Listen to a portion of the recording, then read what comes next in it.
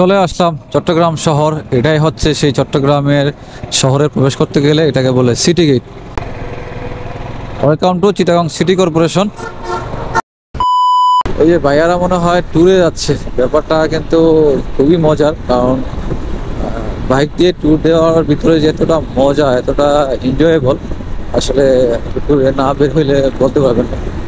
ওরা মেবি আপনার বান্দরবন আর কক্সবাজার এই দুইটার এক জায়গায় যাচ্ছে, কারণ চট্টগ্রাম শহরে যেহেতু ওনারা চলে যাচ্ছে, তার মানে ওইদিকে বান্দরবন নয়তো কক্সবাজার মেইনটে দুইটার এক জায়গাতে আসলে ঘোরার জন্য ওনারা বের হয়েছে। তো ওনাদের পিছনে পিছনে আমি রাইড করি, ওনাদেরকেও ভিডিওতে নিয়ে নিলাম।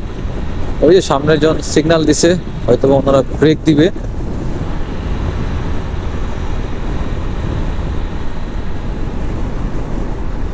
ওয়াও, ভাইয়া আবার একটা সুন্দর ফিল নিল।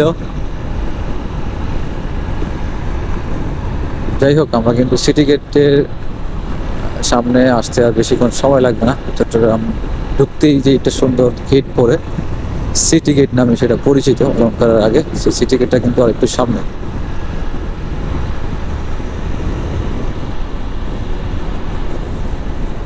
দোয়া রইল ভাই, এনজয় করবেন ভালোভাবে এবং সুস্থভাবে যেন বাইরে ফিরতে পারেন, সেই কামনাই করছি।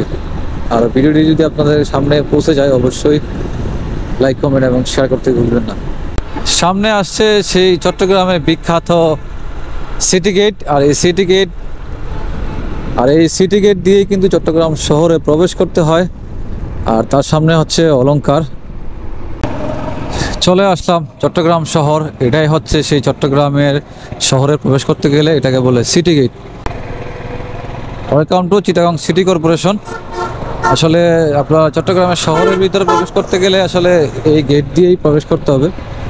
আর এছাড়া আপনি যদি অন্য অনেক ওয়েই আছে, যেতে পারবেন।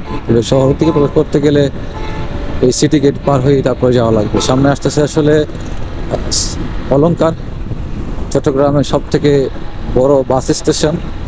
এখান থেকেই চট্টগ্রাম থেকে বিভিন্ন ডিস্ট্রিক্টে যত বাস আছে, সেই অলংকার বাস স্টেশন থেকেই যাওয়া লাগে। দেখতে দেখতে কিন্তু আসলে আমি চলে আসলাম সেই চট্টগ্রাম। এখন বাজে 8:13, প্রায় 3 ঘন্টা হয়েছে। সুন্দরভাবে কিন্তু চট্টগ্রাম শহরে চলে আসি। বাকিটা আমার গন্তব্যে যাইতে কতক্ষণ সময় লাগে, আশা করছি রাস্তাঘাট ফাঁকা আছে, খুব বেশি একটা সময় লাগবে। তো এখানে আমি নাস্তার ব্রেক করব, নাস্তা করব কিছুক্ষণ, দেখি কোথায় নাস্তা করা যায়।